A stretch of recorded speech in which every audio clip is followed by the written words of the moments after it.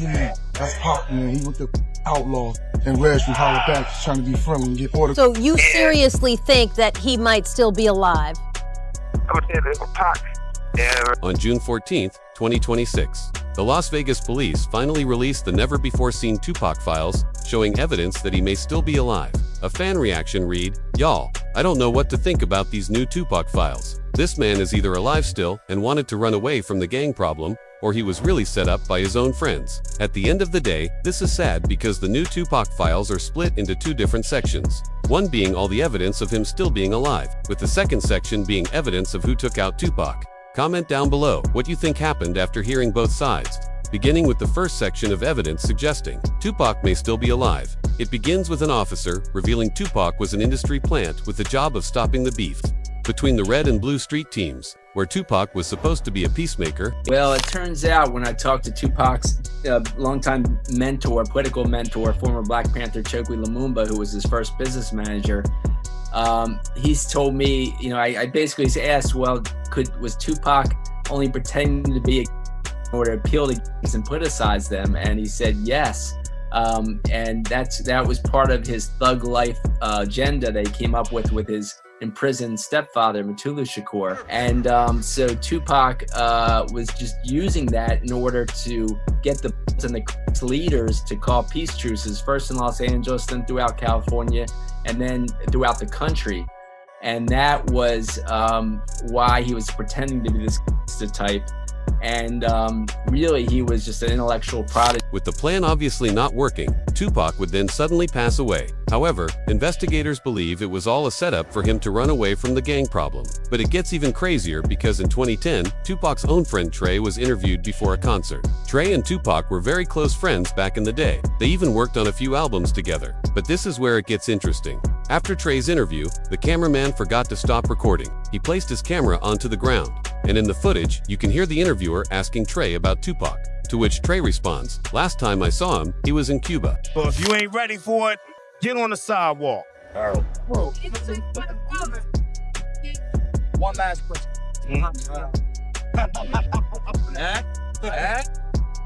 Nobody knows.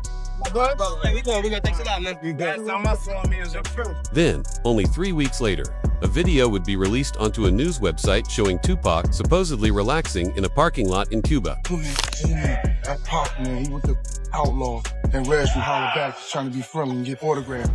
Holler back exclusive, baby.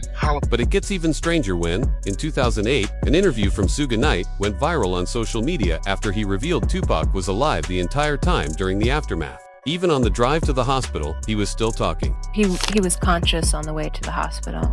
He was conscious on the way to the hospital. He was conscious in the ambulance. He was conscious after they did the surgery. What was the last thing that he said to you? However, investigators found a lot of suspicious evidence surrounding Suge Knight. The feds highlighted an interview from Tupac's own father reading, "Tupac's biological father says if he would have been a better father, Tupac would still be alive today. He never would have trusted Suge Knight. But because he wasn't there, Tupac looked at Suge like a father figure, saying he stole all of his money." I feel so bad. I gotta live the rest of my life realizing that maybe if I was a better father, he might not have gotten that situation. He might have had enough wisdom to know that this motherfucker nothing but a scoundrel. But he looked up to him like a father. Then to find out, a year, 8 months later, that he's cheating him out of all of his money, that's the final betrayal. The story has been strange since day one. In case you're unaware, for several years, Suge Knight worked as a security guard. He then created his own security company before owning Death Row Records. So why did Tupac just so happen to have zero security on the night he passed when Suge Knight's entire life practically revolved around security? First of all, you seen what happened. Suge understands who he's dealing with, or what that just happened with, right? Yeah. I would have off the top shut Martis down. And if I would have shut him down, I would have moved him in a way to where could nobody get to him. Sure, you know what you doing, don't do. Like, it ain't no security. Because also on the night that Tupac passed, Suge Knight said, quote, "When I left that hospital, me and Tupac were laughing and joking. I don't see how someone can turn from doing well to doing bad," while hinting that with Tupac, you really never know. When I left that hospital, me and Pac was laughing and joking. So I don't see how somebody can turn from doing well to doing bad. They knew that there was a hitman who had been hired to carry out the job of targeting Tupac. So, they arrested him, and he announced that he was going to snitch on everyone involved. Charged in one of the most notorious cold case in modern American history, and this morning, the man known as Keefe D is breaking his silence from behind bars. For nearly 30 years ago, became one of the nation's most notorious unsolved. Hey, Keefe, Metro Police, come over here. Then in 2023, a breakthrough when prosecutors charged this man with ordering the hit, the only person arrested for Shakur's, who now tells ABC News authorities have the wrong man. I'm innocent.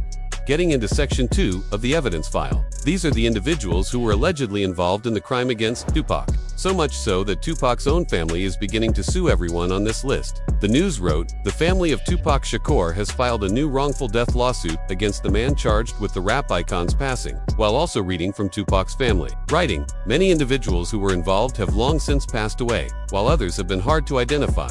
The complaint reads, yet one thing is certain, there are remaining individuals who were involved in Tupac's passing who for 30 years have not been held accountable for their crime. This led to a fan reaction reading, the new Tupac files are making me question everything. Why is there evidence of Snoop Dogg knowing Tupac was going to be targeted? Suge Knight wanting Tupac gone so he couldn't leave the record label, and even Diddy paying for the hit. He needed new friends.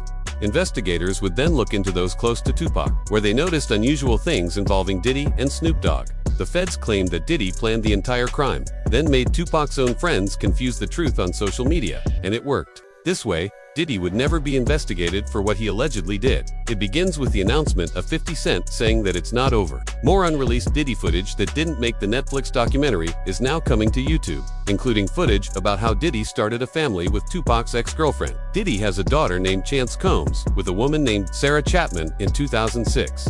She was famously linked to Tupac. In 1995, when you investigate further into Sarah Chapman, you begin to learn more. Because on November 18, 1995, Tupac was photographed with Sean Diddy Combs' future partner, Sarah Chapman. Diddy describes Sarah as being the one, calling her his dream girl. So, when she was with Tupac, he didn't like it. This allegedly resulted in Diddy's first attempt to have Tupac dealt with. This ended up getting swept under the rug by police, making you really wonder how involved Hollywood was in the passing of Tupac. I do believe something. I have proved things that I can say that will back up my claim, but this is not for the world to know about. You know what I mean? It's between me and him, and only he knows. So every time he say it ain't happening, that's the only thing that makes this become an issue to everybody. I was acting. Who gets 5 times in acts? Oh, I didn't get 5 times in their vision. I only got once because they found the book. This would end up going viral on social media, getting reactions from those in the music industry who claimed Diddy wanted Tupac gone because he wanted to be Tupac. Pac was a shining example of everything that Diddy wanted to be, and he was that naturally. He was charismatic, he was sought after, desired, he was very well liked and a naturally likable person. He was charming, he actually had intrinsic talent, he was a star. He was what Diddy tried to force his way into becoming. Diddy, through force, through manipulation, through fear-mongering, tried to become loved and adored and liked. But all he could manage is like a twisted clone of that he was able to garner through fear.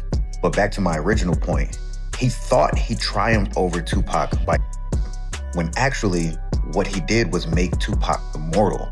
And by Diddy continuing to live and earn more wealth and, in his mind, earn more adoration, he thought In the Diddy trial, it was announced that a former LAPD officer claimed Diddy had Tupac dealt with for $1 million. Sugi then retaliated by having Biggie dealt with, as Diddy would allegedly hire Kef D to target Tupac, as mentioned earlier. Then, after 20 years of walking free, when police finally arrested Kef D, he underwent an interrogation. But little did he know he was being recorded, and he allegedly confessed to Diddy being the lead figure behind the crime. Talk to Puffy at every one of them.